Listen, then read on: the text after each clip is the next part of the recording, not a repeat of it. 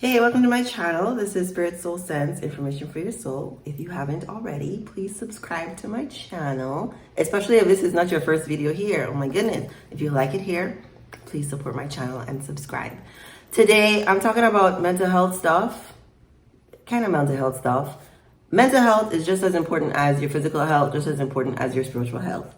I think when we're thinking about being holistic and having an overall wonderful quality of life, you can't neglect mind, body, soul. They're all connected. But today I just wanted to go over, on the news, they're very, very much obsessed with, they're really obsessed with money. But they're very much obsessed with physical, money rules the world. Money rules it. Very much obsessed with physical health, the importance of your physical health. People are still dying from all sorts of other physical problems besides COVID, and people are dying from all sorts of mental health conditions too. Okay. And then, in looking at the spirituality of the world, yes, we are so much more improved, better, happier, joyful beings than we were 100 years ago. But I think progress is 2 steps forward, 1 step back, that kind of thing. And we've kind of been back for a little bit because things are crazy out in the world. Things are crazy. So you have to make sure you're taking care of your mental health because it's just as important. Having poor mental health can lead to less money, more unhappiness, poor quality of relationships, death. Like you can live a very, very unhappy life even if you're physically healthy. And so I want to be this reminder that you need to also take care of your spiritual.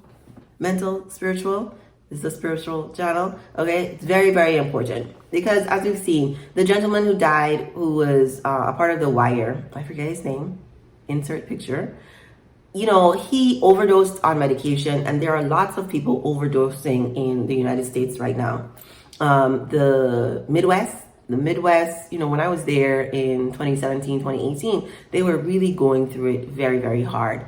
That has spread across even more communities. The joblessness, men without jobs who are unable to feed their families, usually leads to increased crime, depression, suicide. People are just very unhappy when they're unable to take care of their basic needs.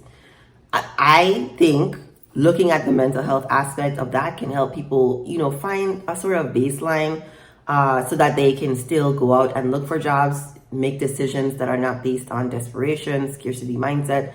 Even if it means you have to move to a different location, somewhere where there's another job, you realize you have options. But a lot of times when people are stuck in depressiveness, being ruled by fear or anxiety, or, other mental health conditions that they're not being treated, they can feel really stuck or stagnant in their life and not know what to do. So that gentleman overdosed on medication, like lots of people are overdosing on medication accidentally, right? Not everyone really has the intent of wanting to die, not to be in this world anymore. Some people do, but most are not really wanting to die. They want the suffering to end. They want the malaise to end. They want to stop feeling bad. They want to figure out, how do I feel better? How do I enjoy my life? Can I ever do the things I want to do? I would say yes. Of course, there's a way, there's a strategy, and you can find a mental health professional to help you figure out what that strategy is. But you got to know that mental health is important to even take that step, right? Most people rely on their friends, family, religion to help them get through difficult things. Some people, I think everyone can benefit, but some people then finally go the additional route with therapy. And the goal of therapy is really to help you ensure that your thoughts, your feelings, your behaviors are all working for you, that you're able to experience as much joy and peace as possible in this world. Like there's so many wonderful things about this world. There's a lot of chaos. This earth school is chaos, drama, but it's your job to find the peace and the balance in this world. So if we're comparing mental health to, physical health, people would say you're healthy with the absence of disease. I also like to add I don't think the medical profession knows. This is why I didn't become a medical doctor. I just didn't want anything to do with the medical model. The absence of disease means you're healthy. But is your body really happy? And I would say to take care of your physical form, one of the most important things you can do is eat well, eat healthy food, eat lots of vegetables, and exercise. I think if you're not eating, healthy foods on a regular basis, not that you can't, eat whatever you want, whenever you want. I think there's moderation, everything in moderation, including moderation. Sometimes it's time to indulge. You do those things and exercise, and you are really giving your body a chance to excel, to be the best that it can be, even if you have like other things going on. Because some people have, disabilities or mental health, physical health problems, but you balance that with your spiritual health and your mental health. And when you're working on improving your mental health, just like with, being healthy physically, you're actually doing things to be healthy. The same with mental health. I need you to be saying kind words to yourself. I need you to be putting boundaries with other people. I need you to be reflecting on what are your triggers? What makes you unhappy? Are you yelling at people? Are you getting into arguments? Are you getting into fights? The current life you have right now will give you indications for the kind of work that you need to do to ensure that your mental health is good, right? We're not just looking for the absence of a disorder. The medical model, absence of disease means you're healthy. We're not just looking for the absence of a mental health disorder. Lots of people do not meet criteria for a mental health disorder, but they still don't have good mental health. You're looking for peace and prosperity in your life as an indication of good mental health. Similar with spirituality. I talk a lot about the abundance mindset here on my channel. I think it's very, very important to understand your thoughts create your reality. I do not like the magical thinking of, some of what some spiritual spaces do, when they talk about manifesting. Of course, I believe in manifestation, but it's not like I have $1 million. It doesn't work like that. Of course, I believe in miracles though. I do believe in miracles, but generally speaking, faith without works is dead. The Bible tells you that. I like the Bible. There's guidelines for how you can manifest things. Believe it is so. Yana did a really great live a couple of weeks back where she talked about faith and manifestation and believing, like, in your heart, you believe it, that you have it, right? When I was growing up in church, they would talk about, in heaven, right? I don't believe there's a physical heaven place, but who cares? It doesn't even matter what you believe.